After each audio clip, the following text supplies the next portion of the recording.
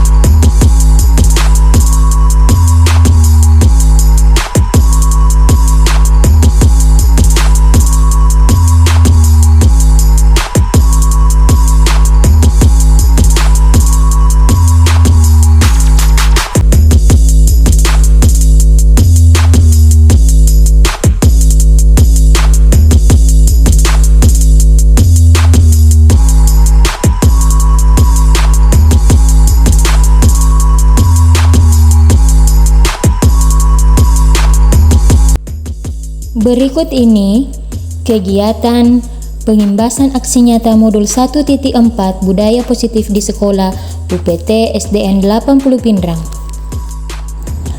Konsep utama modul budaya positif yang akan saya sampaikan ada 7. Yang pertama yaitu perubahan paradigma belajar, disiplin positif, kebutuhan dasar manusia, motivasi perilaku manusia, posisi kontrol restitusi, keyakinan kelas, dan yang terakhir adalah segitiga restitusi. Assalamualaikum warahmatullahi wabarakatuh. Yang terhormat Kepala UPT SDN 80 Pindrang, yang kami hormati ibu-ibu dan rekan-rekan pendidik,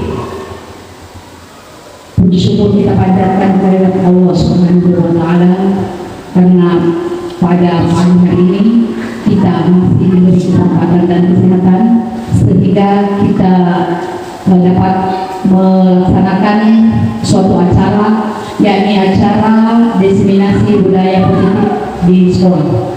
Selanjutnya salawat dan salam kita kirimkan kepada Nabi Muhammad SAW sebagai Nabi rahmatan lil alamin dan uswatun hasanah, Nabi yang telah mengantarkan umat manusia dari alam yang dihadap menuju ke alam yang menghadap. Baiklah ibu-ibu sekalian, mari kita membuka acara ini dengan bersama-sama membaca Bismillahirrahmanirrahim. Selanjutnya menyanyikan lagu Indonesia Raya. Hadirin dimohon berdiri.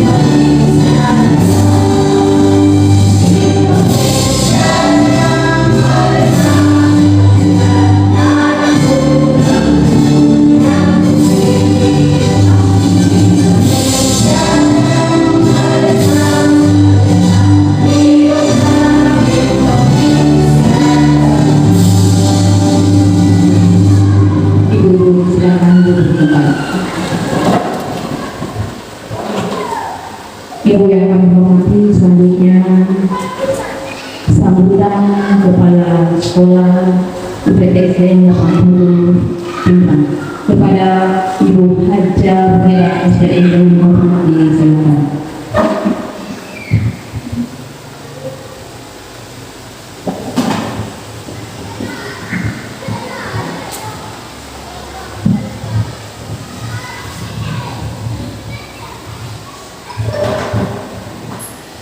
Bismillahirrahmanirrahim. Assalamualaikum warahmatullahi wabarakatuh. Yang kami hormati rekan-rekan pendidik SDN 80 Pindrang. Puji syukur kita panjatkan kepada Allah Subhanahu wa Ta'ala, di mana pada pagi hari ini kita masih diberi kesempatan guna melaksanakan pembahasan aksi nyata modul 1.4, yaitu budaya positif di sekolah, yang mana pembahasan ini dilakukan oleh PDP guru kita atas nama Ummu Bisma Palra, SPD MPD. Jadi pada kesempatan ini kita akan melaksanakan pertemuan dalam rangka pembahasan modul 1.4. Mudah-mudahan apa yang kita lakukan sebentar dapat kita mengimplementasikan pada kehidupan sehari-hari kita, ya, di mana pembahasan ini mengenai aksi nyatanya, yaitu budaya positif di sekolah. Karena kita ketahui bahwa budaya positif sekolah itu merupakan kebiasaan yang baik yang mencakup sikap dan tingkah laku maupun tutur kata setiap orang. Jadi setiap manusia itu memegang kontrol terhadap dirinya sendiri, baik atau buruk seseorang hanya dirinya lah sendiri yang bisa mewujudkan. Nah, alhamdulillah, adapun beberapa budaya positif sekolah saat ini yang kita mau terapkan, ya, dalam pembahasan saat ini, yaitu mengenai budaya positif tentang keagamaan, ya, yaitu baca yasinan setiap hari Jumat. Jadi saya berharap kepada rekan-rekan bahwa pembacaan yasinan pada hari Jumat itu kiranya semua guru harus terlibat aktif di dalamnya untuk mengontrol anak-anak kita pada saat membaca yasin. Jadi kita mau menerapkan budaya positif ini dalam kehidupan sehari-hari supaya jangan hanya diimbaskan, tetapi kenyataan di lapangan tidak ada.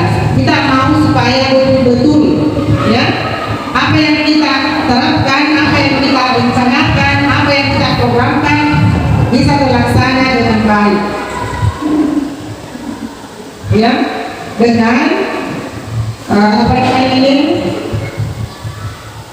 kontrol dari masing-masing wali kelas. Kemudian budaya positif yang kita mau lakukan yang kedua, yaitu budaya tabik. Karena budaya tabik seringkali terabaikan, ya. Terkadang anak-anak itu dia menganggap enteng saja sesuatu, padahal ini sangat penting yang harus dilakukan setiap individu, terutama bagi guru, ya. Jadi mungkin alangkah baiknya barangkali ini guru itu harus menerapkan lebih awal. Kenapa saya katakan demikian? budaya KB ini terkait dengan tingkah laku anak-anak kita ya. Kita tahu bahwa setiap anak itu terkadang kalau dia lewat, baik lewat dekat temannya ataupun terkadang dia lewat dekat gurunya, itu dia hanya lewat begitu saja. Nah di sini kita harus mencanangkan bagaimana budaya KB ini kita bisa laksanakan atau kita terapkan dalam kehidupan anak-anak kita. Ya, jadi kalau bisa Bu, setiap wali kelas, setiap guru, mari kita kerjasama menerapkan budaya KB tersebut. Kemudian budaya disiplin positif yang ketiga yaitu datang tepat waktu. Nah, datang tepat waktu ini mungkin adalah salah satu disiplin positif ya yang membuat yang termasuk dalamnya itu adalah kesepakatan dalam kelas. Bu ya, bagi anak-anak kita itu termasuk juga kesepakatan dalam kelas itu apa namanya datang tepat waktu. Jadi bukan hanya guru yang datang tepat waktu tapi murid. Tapi alangkah bagusnya kalau guru itu lebih awal datang daripada siswanya. Jadi kalau bisa kita menjemput siswa itu. Jadi saya berharap kepada rekan-rekan mari kita menyadari diri karena kita tahu bahwa tugas dan tanggung jawab kita ini adalah membentuk karakter anak-anak kita. Karena disiplin positif ini adalah salah satunya yaitu pembentukan karakter, ya. Jadi saya berharap apa yang kita lakukan sebentar ada penjelasannya pada anak-anak kita. Kemudian tujuan membangun budaya positif di sekolah itu adalah menumbuhkan karakter anak. Jadi kita semua percaya bahwa tujuan penting sekolah adalah pembentukan karakter. Itulah mengapa banyak program sekolah yang bertujuan untuk membentuk karakter murid. Jadi seperti pada kegiatan yang kedua calon guru penggerak di sekolah kita ini, insya Allah kita akan menerapkan visi sekolah yaitu terwujudnya peserta didik yang unggul dalam titik, impact dan berkebinekaan global sesuai profil pelajar Pancasila. Jadi Bapak Ibu harus memperhatikan itu visi sekolah kita yang sudah kita canangkan bersama, mulai dari Ibu Mira kemudian dilengkapi oleh Ibu Umum. Jadi mungkin ini yang saya sampaikan terkait apa yang dilakukan oleh Ibu Umum sekarang. Mudah-mudahan apa yang saya sampaikan ada manfaatnya. Sekian, Assalamualaikum warahmatullahi wabarakatuh.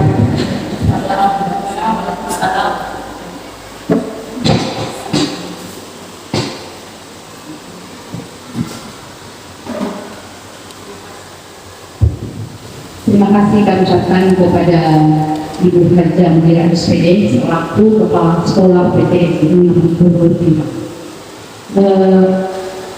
Jadi kami perlu sampaikan bahwa apa yang disampaikan tadi oleh kepala sekolah kita bisa menerapkan, yaitu adalah budaya KB. Kemudian yang kedua adalah tidak datang terlambat. Jadi kita tidak datang terlambat. Ya. Jadi selanjutnya adalah pemaparan materi oleh calon guru penggerak. Kami persilakan kepada Ibu Mumisma Farah, SPD IPD.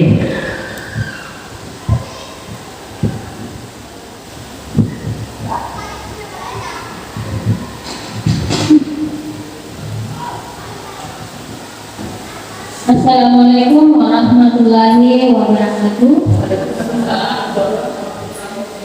Bismillahirrahmanirrahim. Yang terhormat Ibu Kepala Sekolah UPT SDN 80 Pindrang, Kecamatan Bulu, beserta rekan-rekan guru yang saya hormati. Pertama-tama marilah kita panjatkan puji dan puji syukur kita kepada Allah Subhanahu wa taala berkat rahmat dan hidayahnya sehingga kita masih diberikan kesempatan dan kesehatan bertemu kembali dalam acara diseminasi budaya positif di sekolah yang dilakukan oleh calon guru penggerak angkatan 9 yang kedua yang sebelumnya pernah dilakukan juga oleh salah satu teman kita, Ibu Mira SSPD, pengujian calon guru penggerak angkatan 9, angkatan 8, yang saat ini masih melakukan pendidikan guru penggerak juga. Dan tak lupa pula kita kirimkan salawat dan taslim atas junjungan Nabi Muhammad SAW, Nabi yang telah membawa kita dari alam kegelapan hingga ke alam kemuliaan. Baiklah, untuk lebih mengefisienkan waktu, saya akan mulai mengungkapkan yaitu budaya positif di sekolah.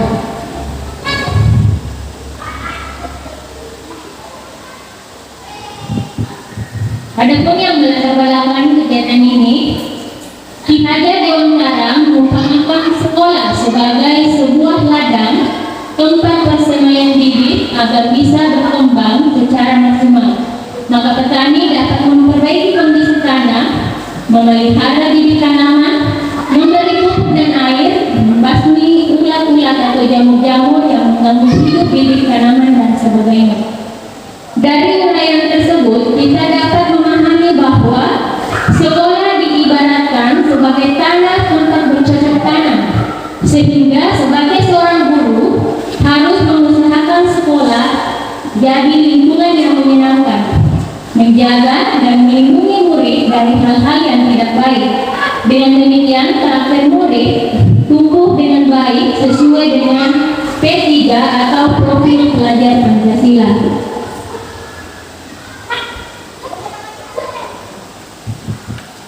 Adapun tujuan aksi nyata budaya positif ini yaitu bertujuan untuk menumbuhkan budaya positif di sekolah dengan membuat keyakinan kelas serta menanamkan nilai-nilai profil pelajar Pancasila pada diri murid dalam kegiatan pembelajaran.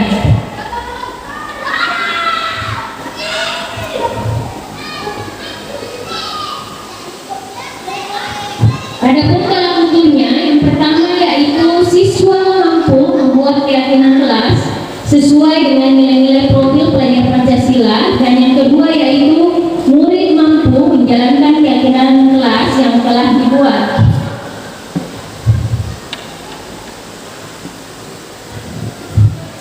Harapan untuk kegiatan penerapan budaya positif yaitu dapat terwujud baik di lingkungan sekolah, di rumah maupun di lingkungan masyarakat agar tercipta suasana belajar yang aman, nyaman, dan menyenangkan.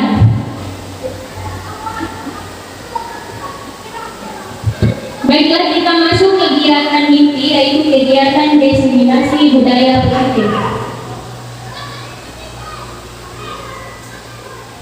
Sebelumnya saya ucapkan selamat datang Ibu guru hebat. Mari belajar bersama, berkolaborasi, saling mendukung demi mewujudkan disiplin positif di sekolah yang kita cintai.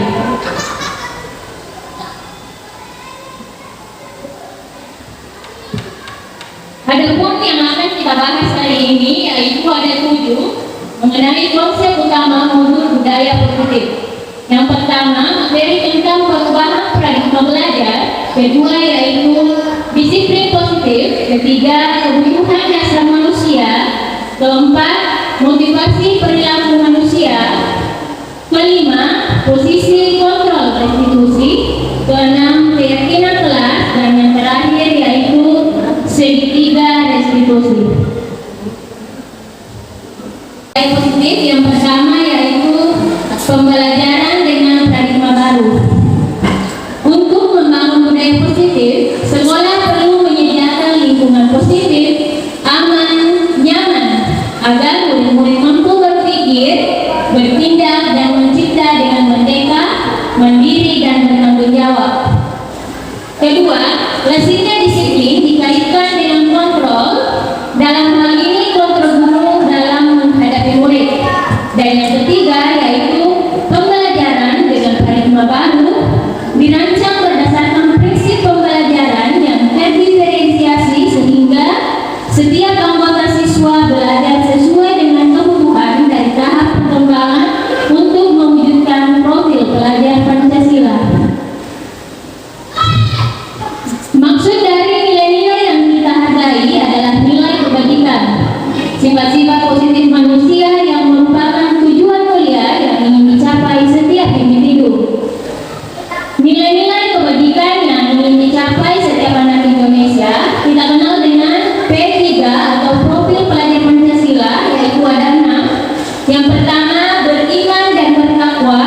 kepada Tuhan Yang Maha Esa.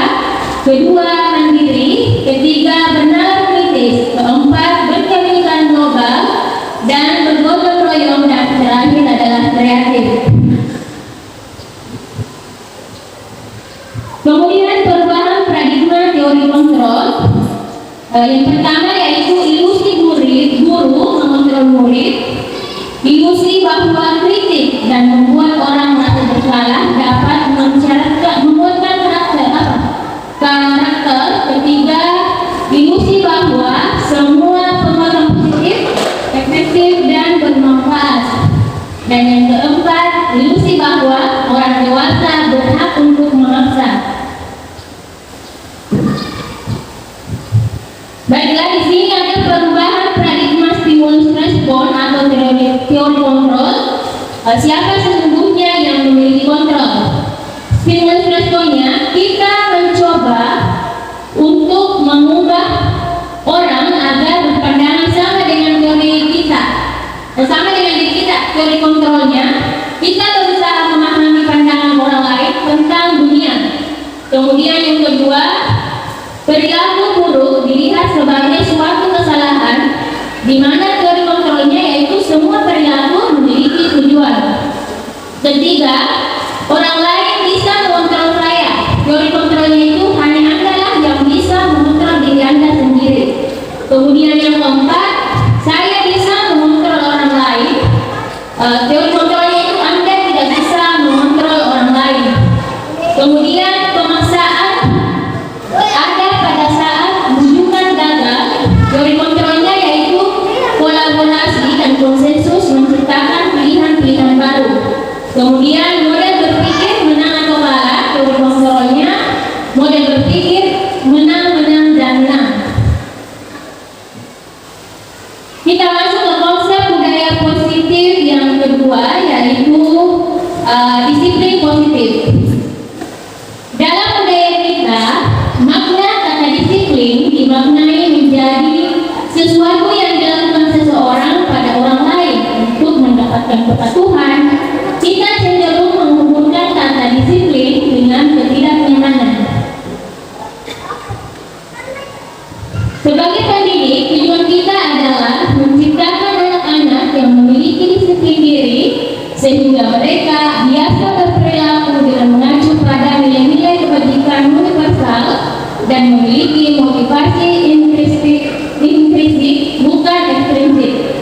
Dan kemudian disiplin positif merupakan salah satu cara penerapan disiplin yang bertujuan untuk menumbuhkan kesadaran serta memberdayakan anak untuk melakukan sesuatu tanpa sogokan, ancaman, apalagi hukuman. Dan konsep budaya positif yang ketiga yaitu kebutuhan dasar manusia. Kebutuhan dasar manusia ada 5. Yang pertama, bertahan hidup, kasih sayang dan dapat diterima, penguasaan, kebebasan dan kesenangan. Nah, yang pertama bertahan hidup yaitu membutuhkan makan dan minum, sandang dan pangan. Itu adalah salah satu kebutuhan dasar manusia. Yang kedua yaitu kasih sayang dan dapat diterima. Tentunya sebagai manusia, salah satu kebutuhan dasar kita adalah kasih sayang dan dapat diterima. Begitupun dengan peserta didik kita nantinya, di mana anak yang ada yang selalu diam dan agresif biasanya ingin diperhatikan dan disayangi. Kemudian kebutuhan yang ketiga yaitu penguasaan. Biasanya melihat anak ingin berkuasa, mau menang sendiri. Ya, jadi perilaku seperti ini sebenarnya manusiawi karena itu merupakan salah satu kebutuhan dasar manusia. Kemudian yang keempat, manusia itu butuh kebebasan, ingin bebas melakukan sesuatu sesuai keinginannya, ingin merdeka. Kemudian yang kelima yaitu kesenangan. Murid ingin bersenang-senang, ingin kebutuhan kesenangannya itu tercapai melalui pembelajaran yang menyenangkan.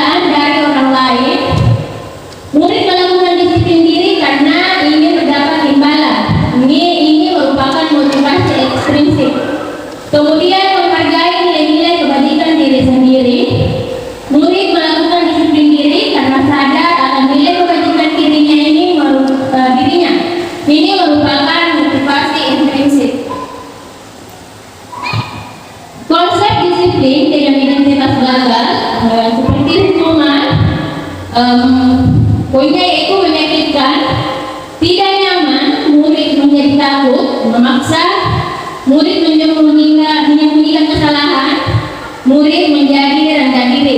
Kemudian penghargaan dianggap tidak efektif, merusak hubungan, memunculkan rasa sifat iri, kemudian mematikan kredibilitas, menghukum dengan sistem ranking, merampas hak menghargai dirinya. Konsep disiplin dengan identitas sukses yaitu ada konsekuensi dan restitusi. Konsekuensinya yaitu penguatan jangka pendek, perlu monitoring berkelanjutan, stimulus respon, murid menghormati peraturan, kehilangan waktu untuk memenuhi kesalahan. Dan untuk restitusi, murid bertanggung jawab untuk perilakunya, fokus pada pemecahan masalah jangka panjang, murid menghormati dirinya dan orang lain, teori kontrol, dirinya yang memegang kontrol, dan yang terakhir yaitu murid bersemangat memperbaiki kesalahan. Adapun konsep disiplin pendekatan restitusi, restitusi adalah proses menciptakan kondisi bagi murid untuk memperbaiki kesalahan mereka sehingga mereka bisa kembali pada kelompok mereka dengan karakter yang lebih kuat.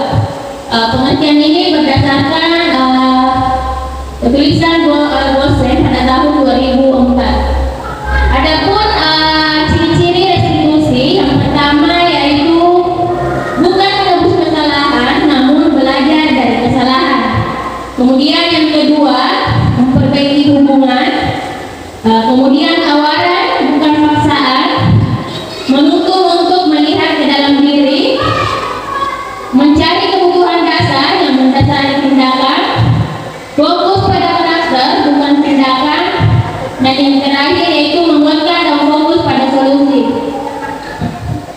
Untuk konsep disiplin pendekatan restitusi, nanti di akhir ada contoh penyelesaian masalah siswa terkait dengan restitusi.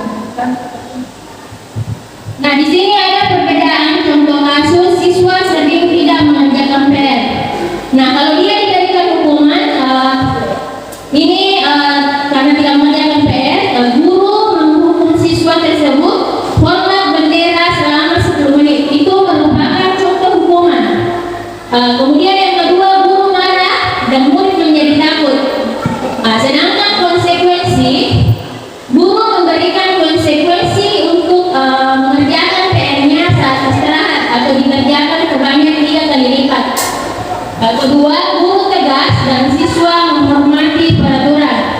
Nah, kalau dengan cara restitusi, guru menanyakan dulu keyakinan kelas yang telah dibuat siswa untuk menyelesaikan masalahnya.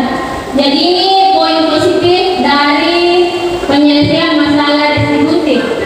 Kemudian yang kedua yaitu guru dan siswa saling terbuka dan menghormati dirinya dan orang lain.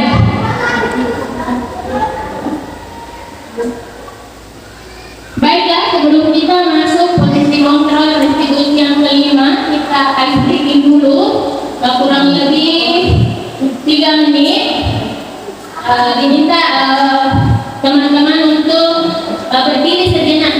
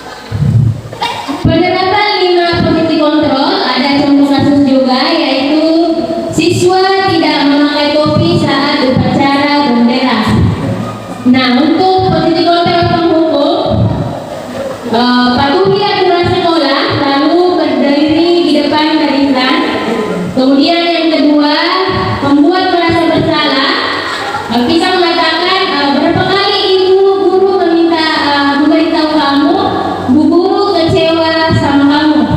Kemudian yang ketiga, kita sebagai guru yaitu memposisikan diri kita sebagai teman. Kita mengatakan kepada anak-anak, ayolah yang tertib, buat ibu guru bangga. Kali ini tidak apa-apa, kamu sudah salah.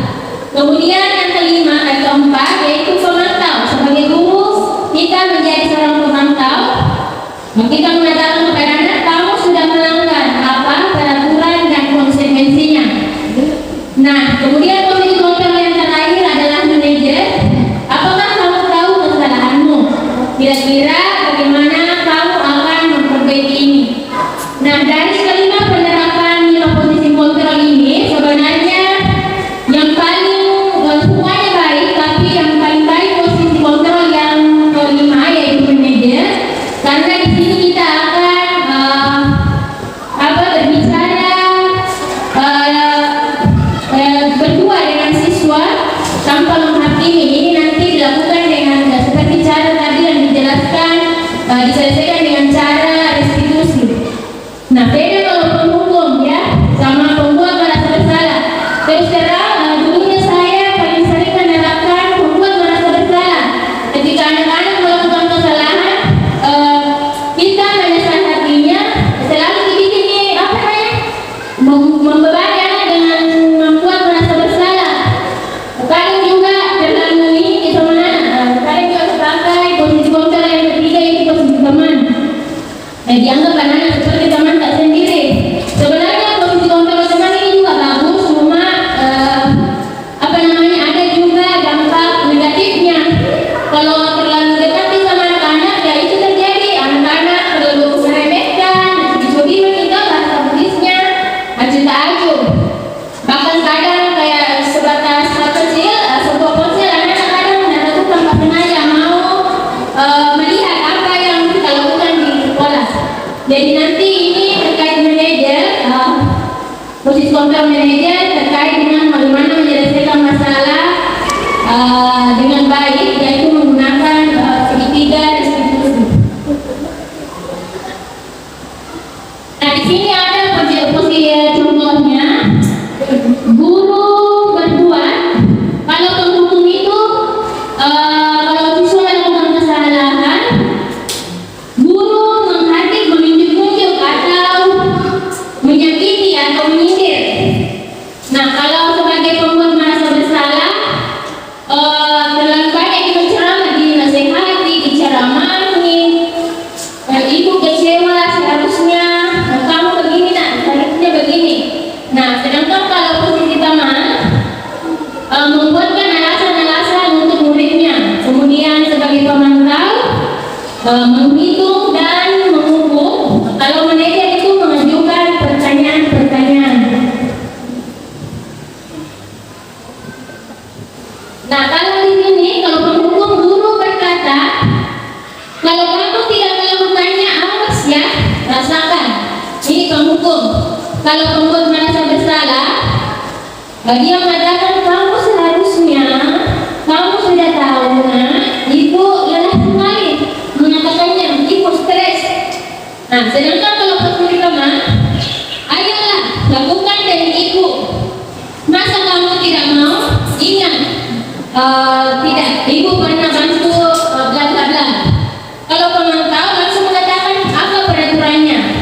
Kalau manajer, apa yang kita yakini, apa yang bisa kau kerjakan untuk memperbaiki masalah ini. Nah, untuk hasil penghukum yaitu anak kebanyakan memberontak dan menyalahkan orang lain atau berbohong karena takut dihukum. Kemudian kalau pembuat merasa bersalah itu hasilnya terkadang anak-anak menyembunyikan atau menyangka dan berbohong. Kalau teman, itu ada ketergantungan siswa terhadap kita. Kemudian untuk pemantau menyesuaikan diri, tapi bila diawasi. Dan untuk manajer yaitu anak-anak, poinnya yaitu lebih mengeluarkan pribadi. Kemudian kaitan dengan dunia berkualitas, murid meletakkan guru di luar dunia berkualitas.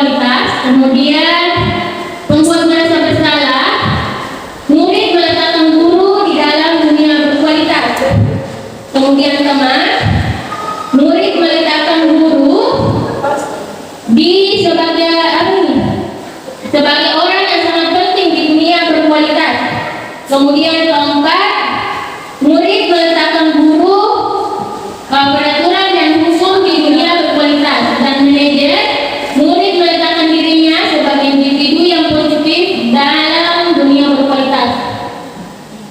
Nah, kalau murid berkata, kalau penghukum, kalau misalnya kita kasih hukuman, palingan siswa berkata, biarkan saja, nanti juga marah-marah lagi. Jadi karena saya ini dihukum, atau melakukan karena ini kepala sekolah misalnya, ibu guru, bapak guru seperti ini, biarkan saja. Misalnya disuruh pungut sampah, toh? Jadi yang kita dipungut sampah, tak pungut sampah, tak. Nah, biarkan saja. Bilang, biarkan tidak, nanti nak hukum, Pak.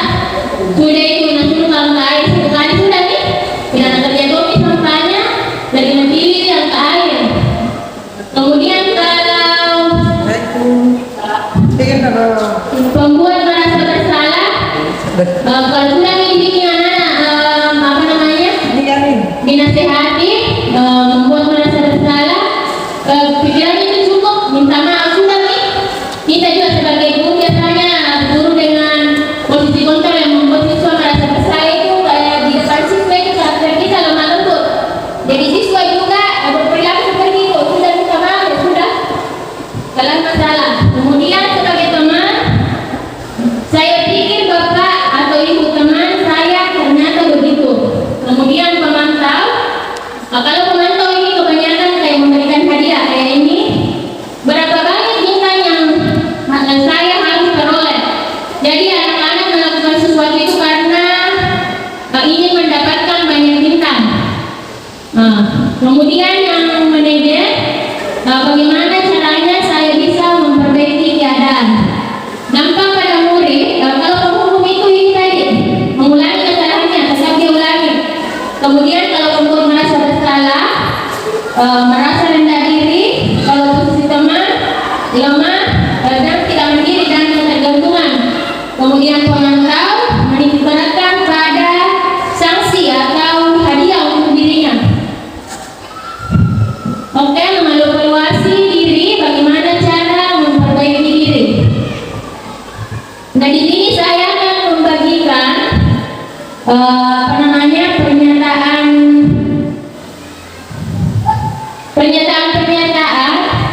Silakan Bapak Ibu guru semua ditanggapi.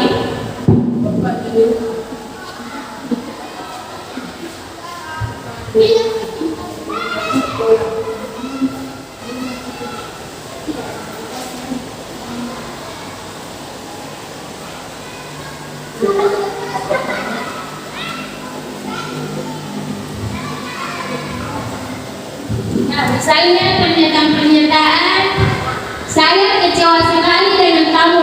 Kira-kira siapa yang mengatakan ini? Apakah posisi sebagai penghukum, teman, pemantau, atau pembuat orang merasa bersalah? Iya, pembuat orang merasa bersalah. Kemudian yang kedua, kamu tidak pernah benar melakukannya. Ini siapa yang mengatakan? Iya, penghukum. Kemudian, ayolah lakukan demi ibu atau bapak. Iya, ini dilakukan oleh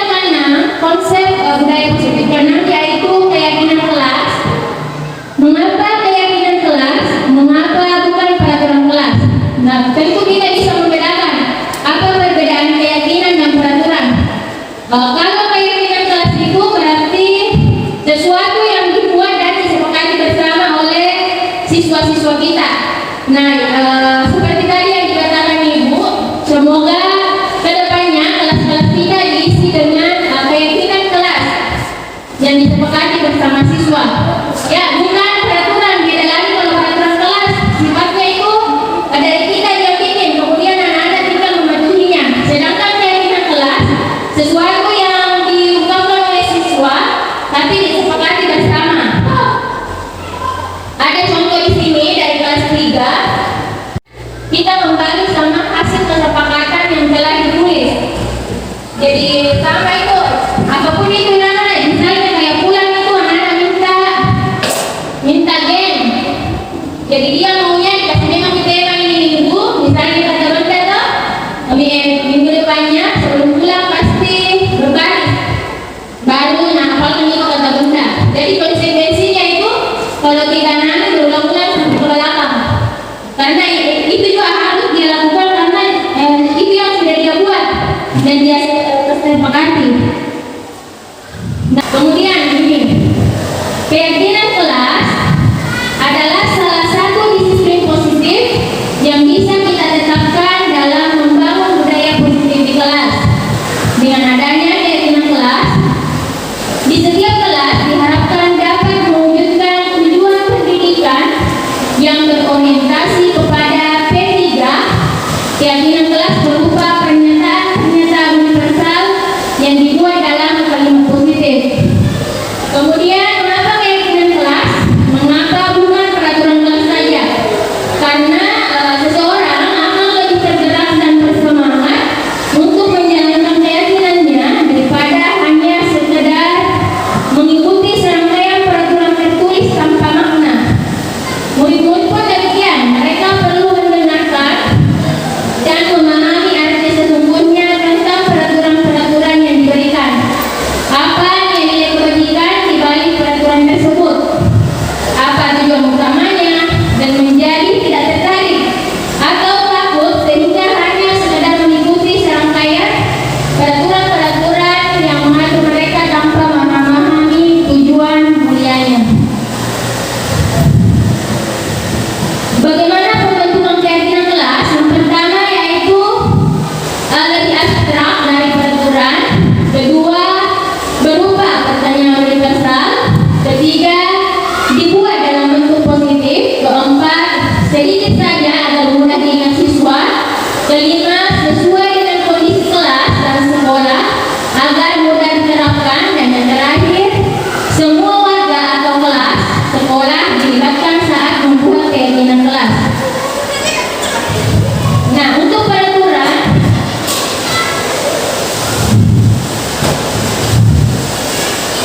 ini misalnya nanti selalu kembalikan buku pada tempatnya. Kira-kira nilai kebajikan apa yang dituju? Tanggung jawab kah, membantu orang lain atau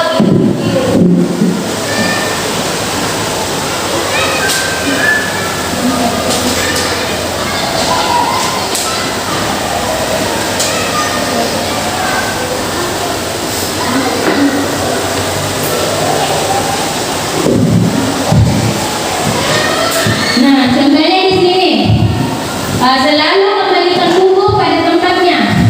Nilai kebajikan yang dituju, nilai kebajikan seperti apa itu? Iya, tanggung jawab. Kemudian peraturan dilarang mengganggu orang lain. Menghormati orang lain. Iya, menghormati orang lain dan diri sendiri. Hadir di sekolah 15 menit sebelum pelajaran. Nah, ini peraturan ya. Beda kalau keyakinan kelas itu menghormati orang lain dan komitmen. Kemudian dilarang melakukan kekerasan. Keselamatan. Ya, keselamatan dan menghargai orang lain. Kemudian pergantian menunggu giliran. Ini nilai kebajikan yang dituju adalah nilai kebajikan ya, menghormati dan bagaimana kita bersabar. Kemudian gunakan masker. Kesehatan dan keselamatan. Ya, kesehatan dan keselamatan. Dan yang terakhir, jangan berlari di atas koridor. Keselamatan. Amanah.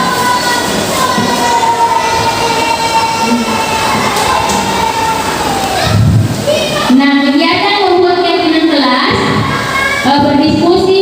Pertama itu berdiskusi tentang peraturan kelas. Kemudian yang kedua merumuskan peraturan menjadi keyakinan. Kemudian yang terakhir yaitu menempelkan keyakinan kelas.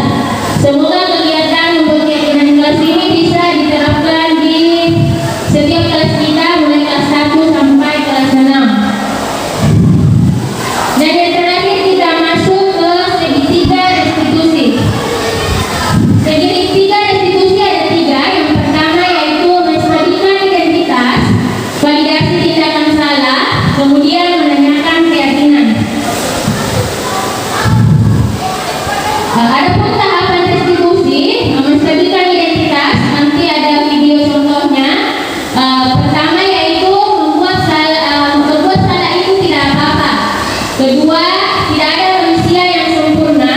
Kemudian ketiga, saya juga pernah melakukan kesalahan seperti itu. Keempat, kita bisa melakukan seperti ini. Kelima, bapak atau ibu tidak tertarik mencari siapa yang salah,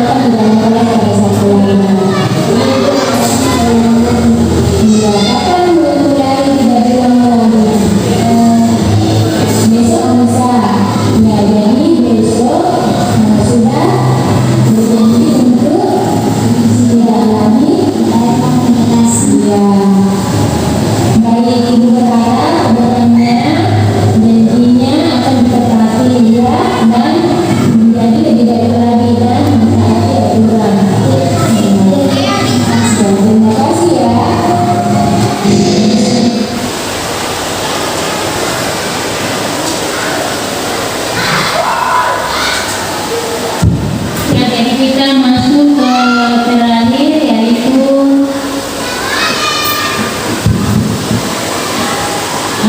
dalam penerapan program disiplin positif, hendaknya guru memiliki standar kepribadian, profesional dan sosial yang baik, di mana guru mampu berefleksi pada setiap pada posisi kontrolnya saat ini, bagaimana perjalanan dirinya sebagai murid dan menjadi insan yang mandiri, merdeka dan bertanggung jawab. Nah, kita masuk langsung saja masuk ke tahap refleksi. Siapa yang dapat perwakilan satu atau dua orang untuk merefleksi bagaimana perasaan saat ini, kemudian bagaimana setelah mengikuti materi diseminasi pada hari ini saya jadi paham bahwa titik-titik, dan yang ketiga yaitu target saya selanjutnya. Oke. Ibu Niki SPD.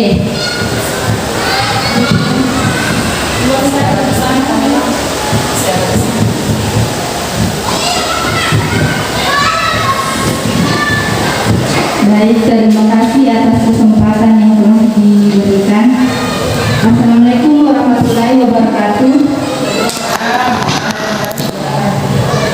Langsung saja refleksi pada perasaan saat ini adalah sangat senang mendapatkan pemahaman tentang budaya positif.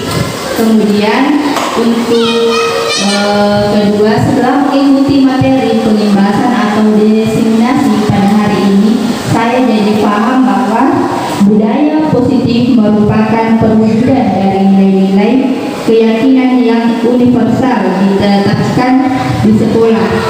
Dan yang ketiga, target saya selanjutnya adalah membuat keyakinan kelas bersama siswa. Terima kasih. Selanjutnya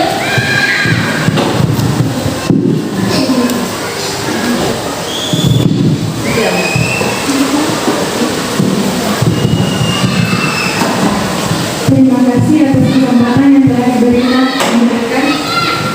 Jadi refleksi hari ini, perasaan saya saat mengikuti kegiatan hari ini adalah sangat senang karena bisa terlibat dalam kegiatan penyimbasan aksi nyata Modul 1.4 budaya positif di sekolah. Yang kedua, setelah saya mengikuti materi penyimbasan atau diseminasi pada hari ini, saya paham bahwa selama ini kita sebagai guru merasa berkewajiban untuk mengontrol perilaku siswa sesuai yang guru harapkan. Jadi kedepannya akan mencoba melakukan restitusi untuk menyelesaikan masalah. Yang ketiga, target saya selanjutnya yaitu akan lebih memahami lagi 5 kebutuhan dasar siswa. Terima kasih. ya, terima kasih. Mungkin sekian dari kegiatan kita hari ini mengenai penyimbasan aksi nyata Modul 1.4 budaya positif di sekolah. Saya pribadi mengucapkan banyak terima kasih kepada Ibu Guru kita. Saya kembalikan ke Master Seremoni.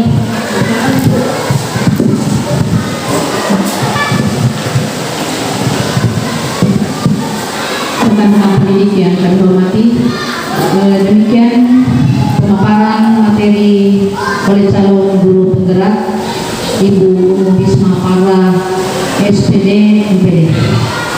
Selanjutnya adalah kita mengikuti pembacaan doa yang dipimpin oleh Ibu Munira Isage MA. Kepadanya disilakan.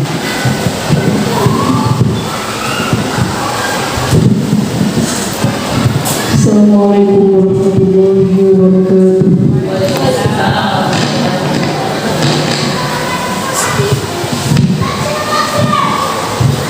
Alhamdulillah kita telah selesai melakukan beberapa pembahasan, dan untuk itu kami mengajak kepada teman-teman sekalian untuk menutup dengan doa. Dan semoga apa yang kita lakukan pada hari ini dapat bernilai ibadah di sisi Allah SWT. Untuk itu mari kita berdoa bersama. Bismillahirrahmanirrahim. Alhamdulillahirabbil alamin.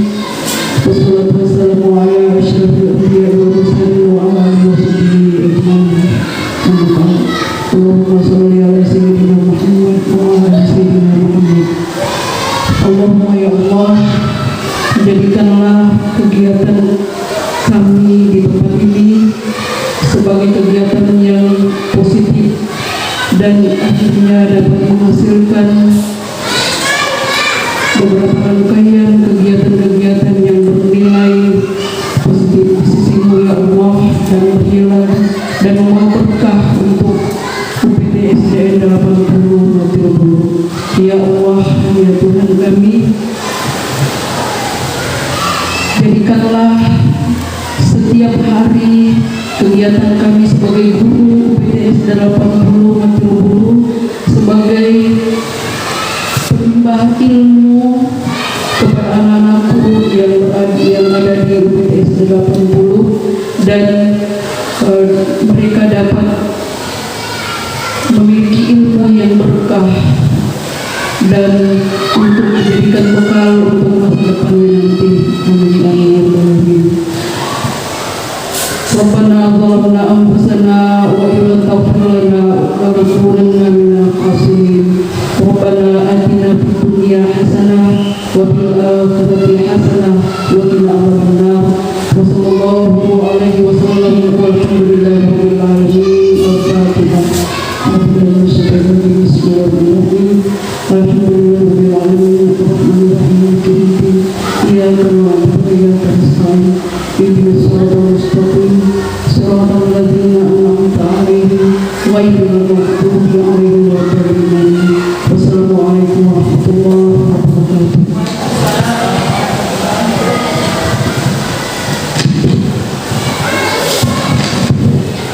Rekan-rekan pendidik yang kami hormati, selanjutnya penutup dan istirahat. Jadi untuk kesimpulannya adalah penerapan budaya positif juga akan berwujud jika di dalamnya ada peran dari insan pendidik yang memiliki jiwa yang mandiri, inovatif, kolaboratif, reflektif, dan selalu mengambil keputusan dalam pembelajaran yang berpihak kepada murid. Demikianlah acara kita pada pagi hari ini, dan mari kita menutup dengan bersama-sama mengucapkan alhamdulillahirabbil alamin. Minallahi musta'an wal istiqlan. Assalamualaikum warahmatullahi wabarakatuh.